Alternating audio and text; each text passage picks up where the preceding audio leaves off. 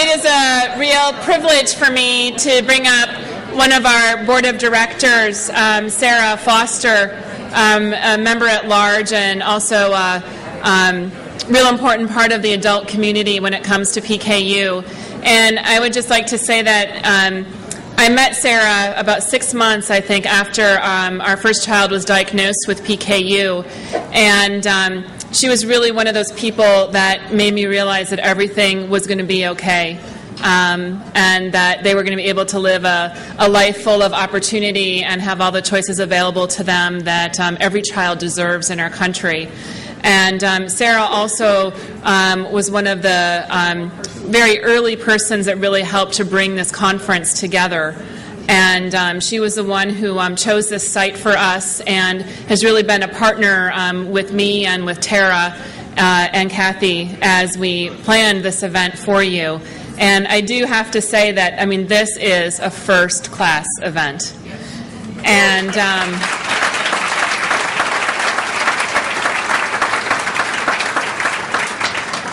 And I've actually was told by Ginny Schuett earlier this evening that she believes that this is the largest gathering of PKU families and adults that she has ever seen in the United States.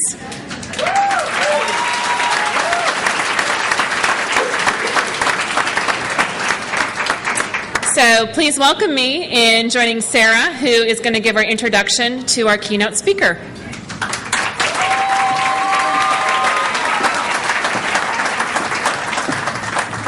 Thank you very much, Christine. And if you think I'm going to introduce Dr. Scriver without reading off a sheet of paper, y'all are nuts. Because there's no way. But one day after school, my junior year of high school, I went to visit my history class teacher because I had some questions regarding an upcoming exam.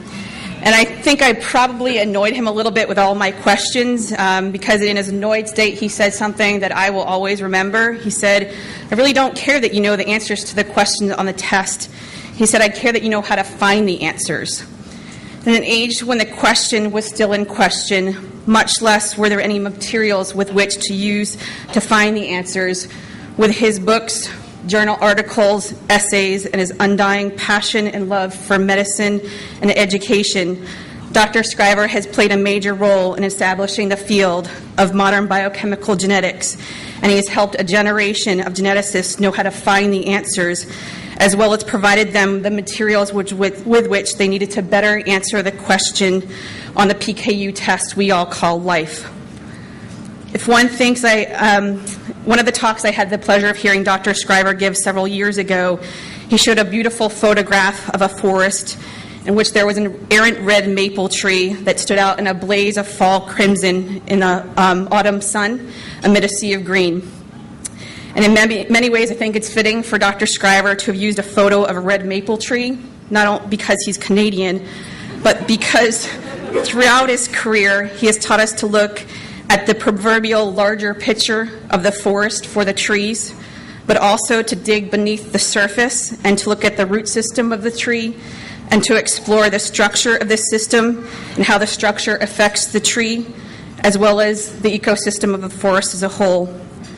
Whether taking the macro view of a population-based genetics or the micro view of a locus-specific mutation knowledge base, Dr. Scriver has the uncanny ability to never lose focus on the person.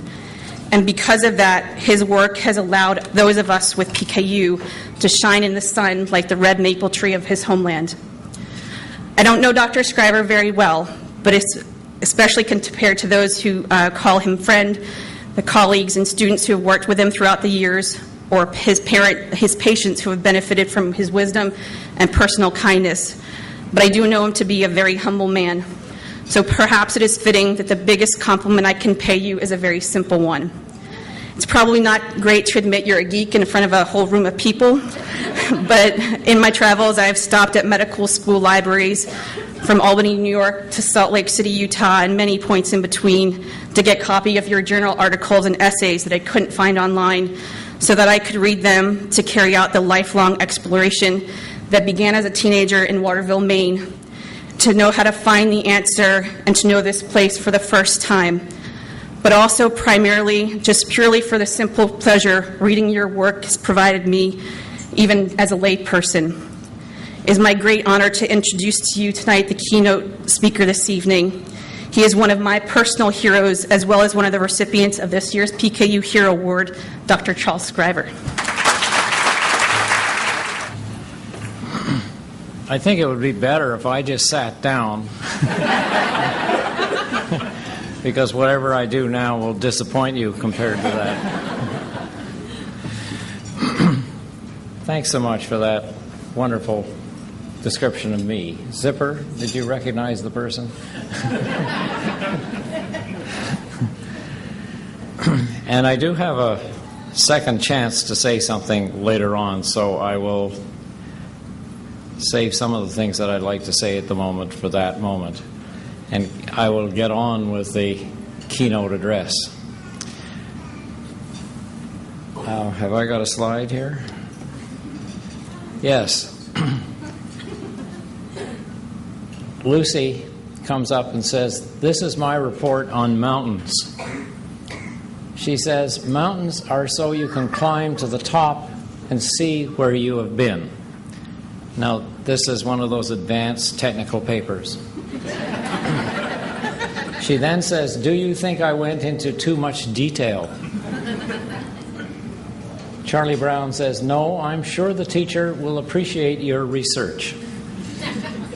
And then the key line is, Lucy says, 6 minutes is enough time to spend on any paper.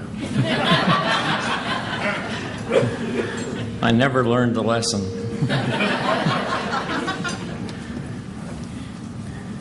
So I'd like to have make some acknowledgments to start. Does everybody recognize this photograph? This is Ashburn Phenylalanine, the man who discovered phenylketonuria and started us on this journey. And it was an important discovery because it confirmed Garrett's idea that there were such things as inborn errors of metabolism, but it had not captured the imagination of the medical community. This condition began to launch that recapturing of our interest. This is Sir Archibald Garrett, who gave us the concept of the inborn error of metabolism, and which has taken a century to enter into the mainstream of medicine, but is now one of the driving forces behind the Genome Project and the reason why we would want to do that project. This is Lionel Penrose, who is this is one of his more benign photographs. He looks very fierce and awesome in some of the others. He was interested in mental retardation, and in a marvelous paper written in 1946, he, as the inaugural Galton professor at the University of London, he made the point that if phenylketonuria was a genetic disease and yet involved phenylalanine metabolism, which was an essential amino acid, possibly this was a disorder that could be treated by manipulating the environment. And this is why I think PKU is a flagship disease that changed the paradigm of our thinking about genetic disease, which up until that point was something you didn't want to bother about because the die was cast, so why would you think you could do anything about it? And this type of thinking changed our way of addressing those problems. So that's why I think he is one of the real heroes of this story. The other heroes for me are the three people in this slide, which I took at the wedding of the lady on the left. The lady on the right was diagnosed late, is profoundly retarded, and was the maid of honor at the wedding of her sister. Her sister was born to the parents who had learned about phenylketonuria in the old way, which was not a nice way. And so when the mother was pregnant again, she was terrified that this story would be repeated. We were able to tell her that we thought maybe the story would be different because there was now the opportunity for a treatment. And the daughter on the left was the bridesmaid, has a high IQ, held a very complicated job, and is the good news story of PKU. These two ladies and the husband, who is a marvelous support for his wife, are teachers for all of us in each of your own particular ways. So they're heroes for me. Influences on me are as follows. Since this is a meeting of parents, I thought I would tell you a couple of things about my parents. My mother wanted to study medicine, but until 1916 it was not possible for her to be allowed to study medicine because the medical school at McGill did not accept women. You can figure that out for yourself. But the medical school took in 5 women, and you know the result. They all ended up in the top 10% of the class. And my mother considered it a privilege to have been allowed to study medicine under those conditions, and with a privilege came a responsibility. And so I had a working mother, and she devoted her life to her world of pediatrics. The other person who influenced me deeply was my father. I was an only child, and I grew up in an academic family. Both were in medicine on the faculty at McGill. My father was dying of his pancreatic cancer in 1967 when I was approached by the dean of a new medical school in the country who wanted me to leave McGill and go and become the first chair of pediatrics in the medical school. By the time the recruiter was finished with me, I did not know which was up and which was down. And I went to see my father and I said, "This is what happened today." So he asked me a few simple questions. And one of the questions was, "Do you want to leave what you're doing?" And then he went on and asked 3 other questions. By the time it was finished, it was very clear to me that one of the joys of a job like work like mine was to continue doing it under the conditions that allowed it to be enjoyed. So I stayed at McGill, and I've never regretted doing that, and I've always been grateful to his advice, which was very common sense and down to earth. The other person who has had a profound influence on me is the lady who's sitting over here. We met when she was 16 and I was 17, and somehow or other things went well, and we're still together.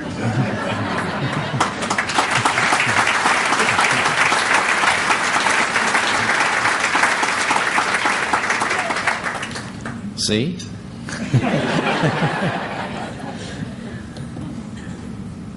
So I was interviewed by a historian of science who was wanting to get some perspectives on how genetics arrived at the place it is now in the sciences in North America. And when he'd finished this very interesting interview and a series of questions over 3 days, he met me on the 3rd day and he said, "You know, your career is interesting. You gave me a whole lot of papers to read," as Sarah said. I wrote papers. And he said, "I decided to put your career together as a network." And the vertical axis is time, and that's almost 50 years. And the various nodes are the types of activity that I have been doing with my life at McGill. So one of the areas that was of particular interest to me when I started the career was the inborn error of metabolism. And as I said, we have just celebrated a century in 2008 in which this concept had penetrated the minds of medical scientists and others. And I was interested in participating in that growth of understanding and awareness. I will not take you through the details, but one of the things that has happened, particularly in the last half century, is that whoops. There was sort of a this is Christina Sarkisian making this slide work better. We have developed a body of knowledge which is quite awesome, and the book that carried this knowledge went through 8 editions, in one volume in the first 5 editions, then to 2 volumes, then to 3 volumes, and in the 8th edition, 4 volumes.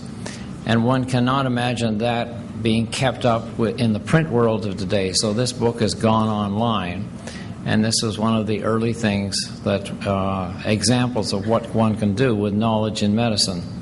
I participated in this. I was the senior editor that was involved, and I worked with the publisher who understood that this was the route to go. It's been an interesting part of our lives, and I think this is one of the ways in which we are all served by the world of published literature. The next area that I would like to remind us as one of the features of the history of PKU is the story of genetic screening and testing. And the PKU story was one of the things that brought this to our attention. Now, the purpose of screening is to find the rare person in the population who is at risk for a problem that could respond to some intervention, in this case, potential treatment. So the screening program is meant to find the person in the red hat. And we're supposed to create the red hat so that we say that is the person. I had the privilege of joining our university in the Canadian political structure. The university was in the province of Quebec, was part of a structure of medical care. And the 4 medical schools recognized in the 60s that there was an opportunity to bring screening into the structure of healthcare in the Quebec context. And so what we did was we developed a network of genetic medicine, and it had the following activities. There was screening, there was retrieval of the identified person, there was the diagnosis that was associated with the finding, confirmation of the diagnosis, and there was the opportunity for treatment. I stress treatment because the healthcare system of Quebec at that time said screening is okay, we can have centralized, efficient laboratories. The other things that went with the screening are fine, but what about the treatment? So the healthcare system said, and we'll provide the treatment as well. So this was a comprehensive program that dealt with the problem of the disease. And I would like to come back to that story later on. But it was a unique opportunity to develop an approach that used these generic approaches to deal with a specific problem that could be developed in various formulations for other problems later on. So this, in the 60s, going into the early 70s, was recognized as rather a unique adventure in medical science, in public health, in preventive medicine, a whole variety of things. And I received a phone call from the editor of Science who said, I want you to write a paper for me in a new issue of Science, a theme issue, and the theme issue is about health. And I said, Dr. Abelson, I've written that paper. And he growled into the phone. He said, but not for me. So we wrote the paper. And it was published, and it's still, I think, a good record of what we were trying to do. It was a good enough record that it stimulated these activities, which I say contributed to the area of policy in society in relation to medicine and health care. And one of those policy papers was from the National Academy of Sciences. The book on genetic screening was the only publication that the National Academy had ever published that went out of print by virtue of everybody cleaning off the shelves with a request for the book. And the other one was a later publication that had to do with risk and so on. So the next area that I'd like to talk about is when the PAH gene was cloned and it was possible to do mutation analysis, there began to arise an interest in what do we do with this set of data and information. And so bioinformatics comes into the story. I'd forgotten about these spinning wheels. And this is an incomplete record, but we now have several, I think it's over 600 mutations in this gene that's associated with the change in phenotype affecting phenylalanine concentrations in the body. But this idea that you could keep a record, keep it online, and edit it and curate it, and then couple that to practical information for the patient was a relatively new initiative, but it's now been copied in many, many ways. And after the Genome Project, we came to the Human Variome Project, and there's now an initiative to record every mutation that's associated in the human genome with change in phenotype. And I would like to just introduce you to another thought that comes out of this.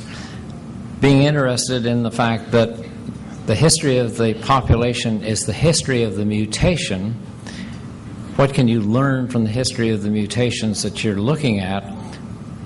And one of the things that came out of this database approach was that the mutations in Europeans were very different from the mutations in mainland Oriental people, call them Chinese, call them Koreans, and the Japanese island population, which has another set of mutations. And it struck me that if you had two different sets of mutations in these two populations, and please remember it's not so long ago that we thought there was no PKU in Oriental populations. If you have a condition which is autosomal recessive, and therefore 1 in 50 people in the population harbors a mutation, and the two sets of mutations in Orientals and in Europeans are extremely different, this suggests that these sets of mutations in these two populations have arisen in recent times. And the question is why?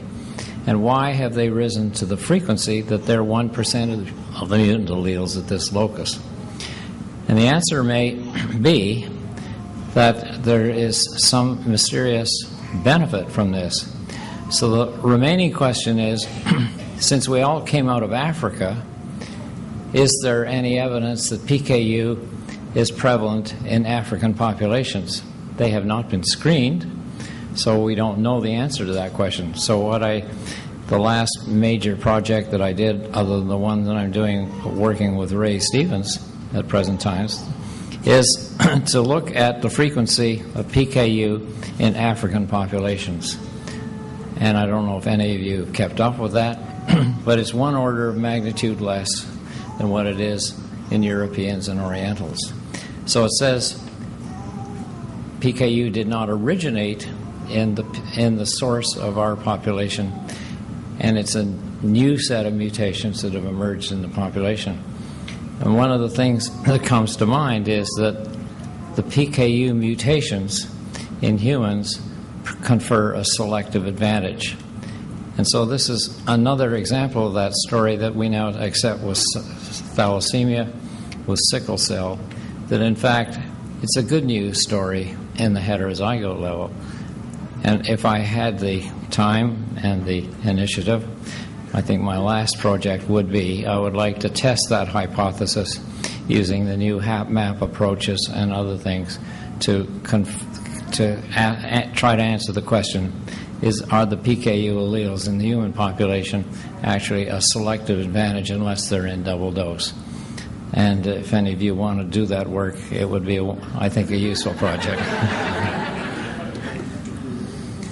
So high hopes for treatment.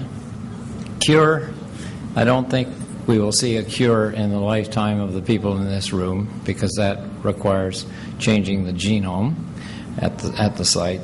But we are definitely better with control. And the other element of care, which is a natural instinct for the people in this room, is something that we have become rather good at, and PKU is a paradigm model for that approach. By the way, is PKU a genetic disease or is it a nutritional disease? And ask the counterpart question, is scurvy a genetic disease or a nutritional disease? And the answer is it's both. They're necessary in sufficient conditions. So PKU as a treatable disease was proposed by Penrose in 1946, and then three sets of people in 1955 showed the benefit of dietary therapy that modified the environmental experience for phenylalanine intake and the benefits that were associated with that. I would remind, this audience knows better than anyone that the early treatment was difficult, and most of us would not relish living a life on the diet that was available, but which was otherwise beneficial for cognitive development. And so I spent some time working with the companies that made these special diets to see if we could improve their quality, their organoleptic qualities, and there has been an improvement with time, and Sarah has been one of the people who's made that evident for the benefit of patients with PKU. One of the things that did worry me was that when I looked at the composition of amino acid content in these various new synthetic, semi-synthetic products for the treatment of patients with inborn errors of metabolism, I noticed that the composition was very deviant from the main nutrient that upon which we had all grown up and had provided a selective advantage in the background of our nutrient. Human milk is what I'm referring to, and these synthetic products did not have the composition of human milk. That publication, as I recall in the late 70s, was picked up by many of the companies in Europe and North America and led to the change in the composition of the diets, which I think benefited the patients who had to consume them. The other thing that we got involved in our lab was the fact that there was no crunch in the lunch, as we used to say, for the PKU patient, and we needed special foods to do that. And the parents in our community found all sorts of things that made life more interesting for the patient who needed the treatment, and that led to the development of a food bank for genetic patients and these special products.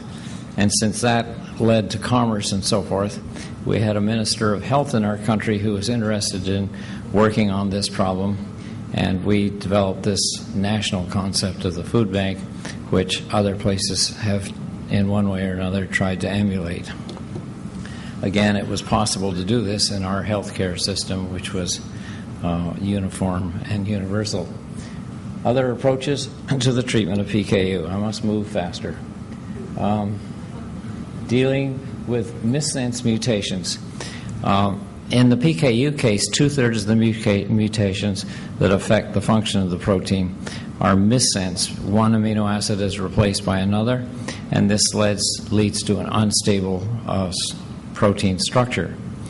I think what I'm about to tell you very briefly about the development of a chaperone approach to stabilize the otherwise misfolding protein and to keep it in the circulation and available for a short period of effect. You only need to restore a small amount of activity in order to change the phenotype. The story is generic because I know that 50% of the mutations now recorded in the human genome are missense mutation. So if we could use this as a model for this approach to treatment, it would probably be a stimulus to think of the same approach to other genetic diseases that have missense mutations. Anyway, this graph, which comes from the work of Paula Waters in our laboratory in the 90s, shows that the stability of the protein is decreased with missense mutations, which are distributed in the protein nowhere near the active site where the actual catalytic role of the protein is played. And so Ray Stevens' lab then went on to show that these missense mutations actually affect the activity by causing the protein to be lost. They do not affect the actual specific activity of the protein. And this is then led to the work that was done with Cuban, and which BioMarin contributed to developing this approach. And again, PKU has been a leadership model in this case, addressing this approach to the treatment of a genetic disease. This is one of the Ray Stevens diagrams of the protein in its shape. And down in the bottom over on the left, there's an E390G mutation that replaces glutamic acid with glycine and leads to instability of the protein. There's a young man in our lab, in our clinic rather, who we thought had something unusual about his condition. When we did the mutation analysis for him, we found that the key mutation for him was E390G, and we gave him Cuban. This was in the very early days before it became the drug that was developed as it is now. And what happened was his phenylalanine concentration just dropped dramatically, and as the Cuban effect wore off, the phenylalanine went up. And so this is one of the textbook examples of a new therapy working with a new concept, in this case stabilizing the protein with a drug. So it's now available, and as I say, this is, I think, eligible for a generic approach to the treatment of other diseases. Enzyme substitution therapy to replace the catalytic activity is something we were also interested in, and we use this protein which Ray talked about this morning, phenylalanine ammonia lyase. And this protein on the right, which can do the job that phenylalanine hydroxylase does, but with a much less complicated agenda, we decided to try in this model system, namely the mutant, the PKU mouse on the left. And this is the work done by Christina Sarkissian and Alejandro Gamej, and the guidance and wonderful leadership of Ray Stevens to work on this. The mouse, the mutant mouse, receives this protein, which, if it is protected with phenylalanine, with polyethylene glycol to prevent the immune reaction, allows this protein to retain its catalytic activity but not be seen as a foreign protein to generate an antibody response. What we have been showing in the mouse is that if you have that protein and you inject it into the animal, it has a 3-month effect. At least it will be effective over the 3-month trial, and do the metabolic consequences, and it will not produce an antibody response that is harmful, and it also will allow the phenylalanine concentration in the brain, which is where we wish to improve the environment. It will do the job that we wish it to do there. So I'm thrilled that there are studies, as we heard this morning from Barbara Burton, that it's possible to see this going into clinical trial at an early stage, and I do hope that eventually we will produce the oral form of this therapeutic approach to benefit patients. So I've told you in a very reduced form some of the things that thrilled me in working with the PKU story, and I consider this a journey of discovery, which has in every week and month something new to tell us. And so I chose this beautiful slide taken by Eugene Smith, the great American photographer, of his own 2 children coming out of a set of bushes, and suggesting that there was discovery ahead as we come from the dark into the light, which brought to mind the famous lines from T.S. Eliot in the last of his quartets: "We shall not cease from exploration. And the end of all our exploring will be to arrive where we started and know the place for the first time.